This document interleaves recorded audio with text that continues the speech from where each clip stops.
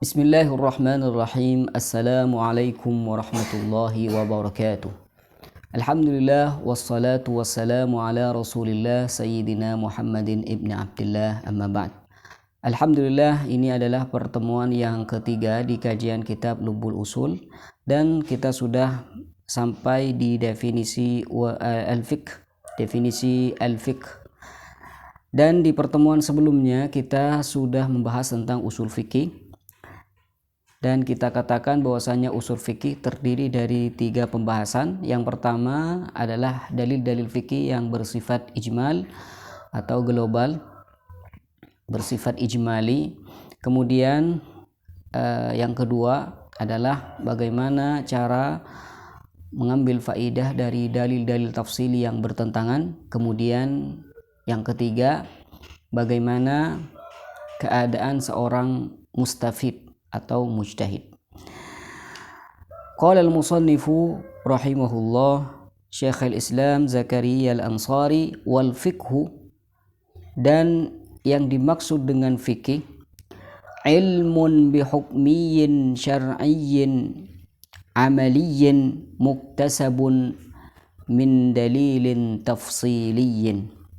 Wal fiqhu, dan definisi dari ilmu fikih, ilmun adalah ilmu atau mengetahui bihukmin syar'iyyin, mengetahui hukum syariat, amaliyin, yang bersifat pekerjaan, amali, muktasabun, di mana ilmu itu didapat atau diperoleh, min dalilin tafsiliyin, diperoleh dari dalil tafsili. Maka kita pada kesempatan kali ini kita akan membahas tentang definisi dari fikih itu sendiri. Pertama, ilmun bihukmin syar'iyyin, mengetahui hukum syariat. Karena hukum itu ada hukum syar'i, ada hukum akli. Maka kalau misalkan kita mengetahui 1 tambah 1 itu sama dengan 2, kita mengetahui hukum tersebut bukan dikatakan hukum fikih. Kenapa? Karena itu bukan hukum syar'i, tapi namanya hukum akli. 1 kali 3 misalkan berapa? Itu semua namanya hukmun akliyun.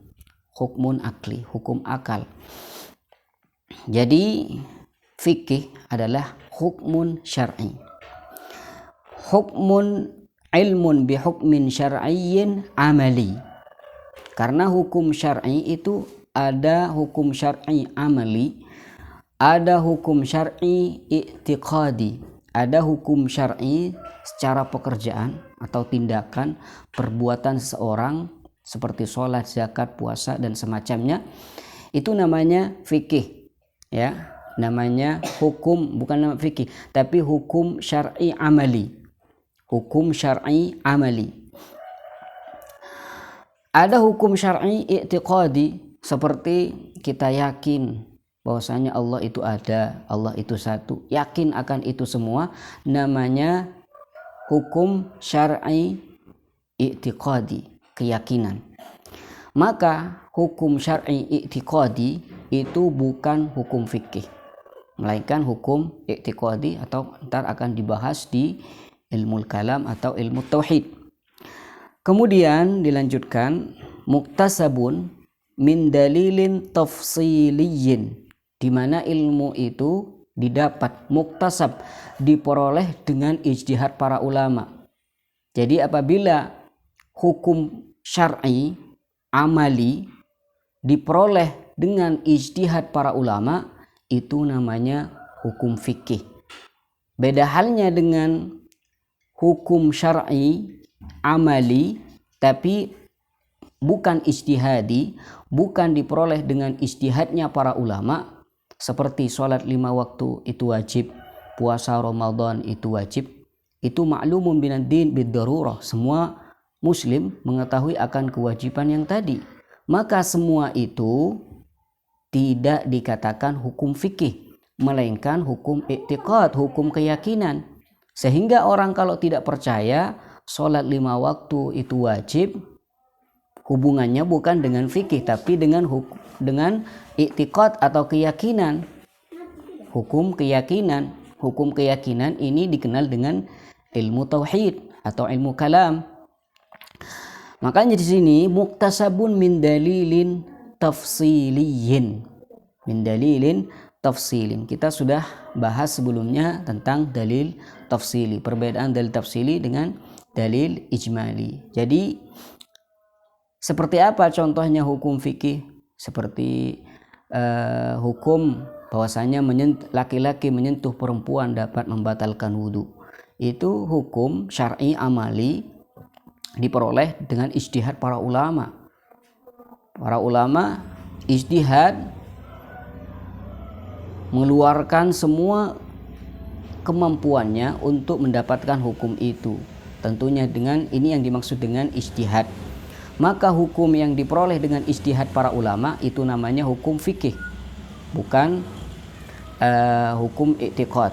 Tapi hukum yang tidak diperoleh dengan ijtihad ulama seperti sholat 5 waktu wajib, seperti zina itu haram, itu sudah ketetapan, maka itu tidak diperoleh dengan ijtihad para ulama, maka hukum tersebut tidak dikatakan hukum fikih melainkan hukum i'tiqad.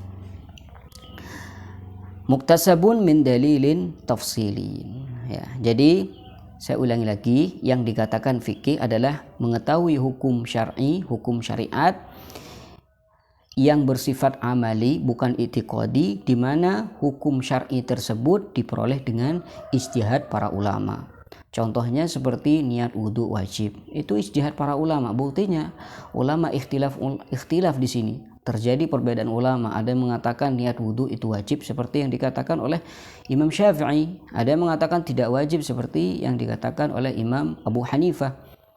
Tentunya juga permasalahan-permasalahan yang terjadi ikhtilaf ulama itu rata-rata hukum fikih.